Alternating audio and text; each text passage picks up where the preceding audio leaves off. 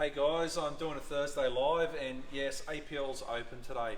I'm really excited. We're very busy. We've got a lot of motors on, and bikes are coming all over Australia to get on the program and see why and have the fast motors built. And I'm going to show you a couple little things that stand us away and how our racing or my racing comes into the street, and that's how we build and design our own kits and our own motors. And all the parts matching.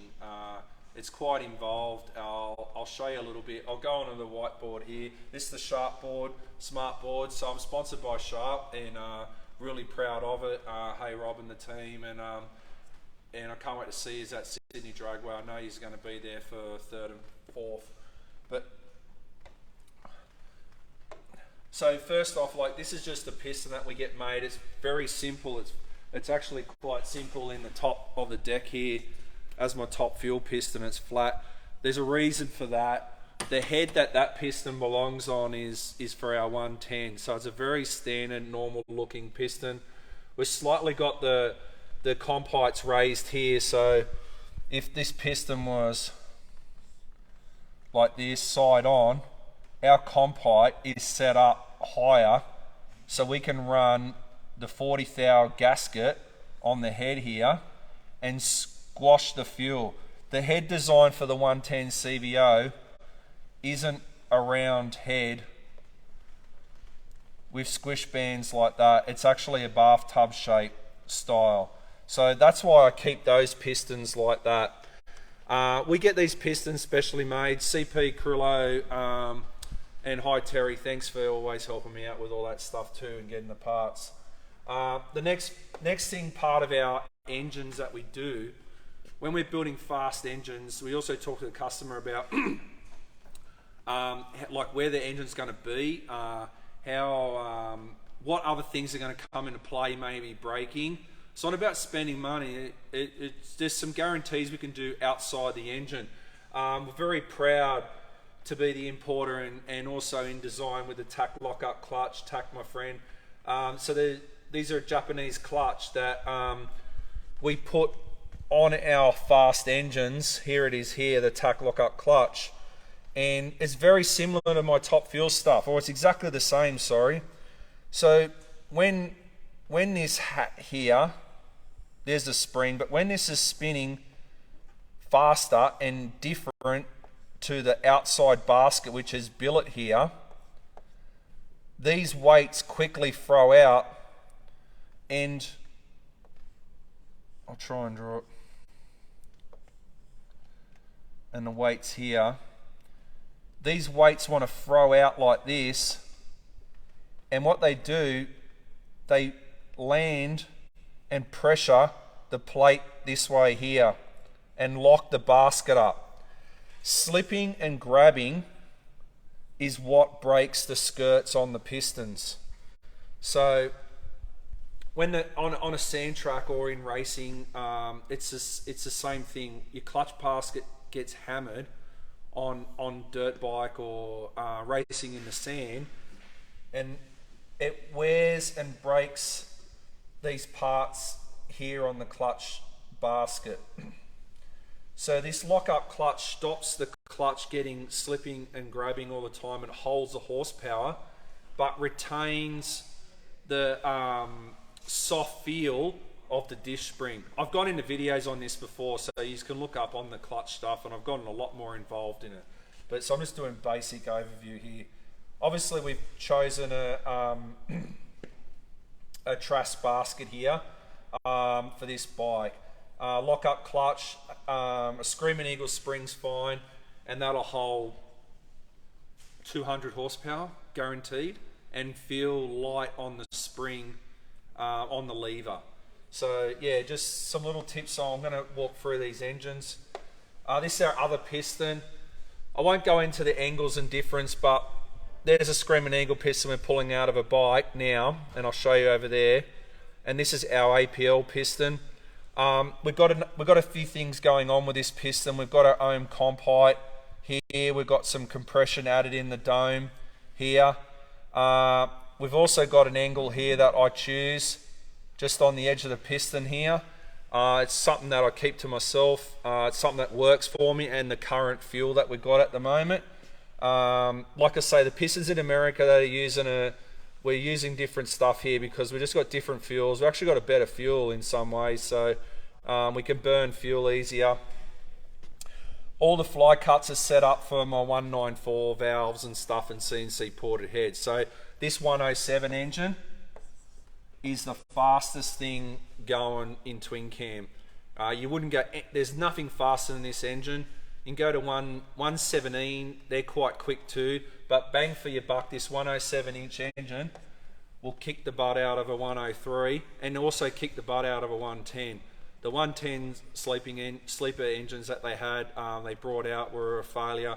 There was integrity issues and things like that, but the 107 engine I've been building since 2001. So that's how long I've been building them. I have changed this piston a couple of times because the fuel's changed and tuning and different things have happened. So I'm always evolving. Thanks to Acrylo, thanks Terry, you're a legend. And yeah, real excited to be using these pistons. And this is why we're different. This is not a shelf item. You can't go and buy this off the shelf. This is all purpose stuff exclusive to APL. I'll jump off. The next thing that's really crucial is our manifolds. Yeah, we get them made and we're real excited. So we like running this manifold. It's HPI, but this diameter here and this bottom section here really marries up to what the CNC on my heads are. So we go from a 46 runner to a 58, but here I have two sizes in the diameter of the manifold. So I have two sizes for two different cams and two different engines. So people always wonder, how do we get the power? Well, these are little tips, and only comes from experience and racing. So it's not books, or it's not book stuff. This is from racing, and I'm going to show you some race engines and why APL stand out in Australia for it. There's the difference in the front runner there. It's a HPI. I'm real proud. I've been using and working with HPI since they started. Here's a difference in the runner. There's the 58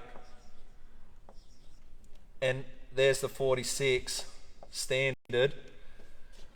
The good thing about this runner is it'll fit a standard air filter, and I'll show you the preferred air filter that we use to get the high flows and get the air in the engine and work with the camshaft. This is all relevant for the camshaft, compression and engine, what we're building and exhaust.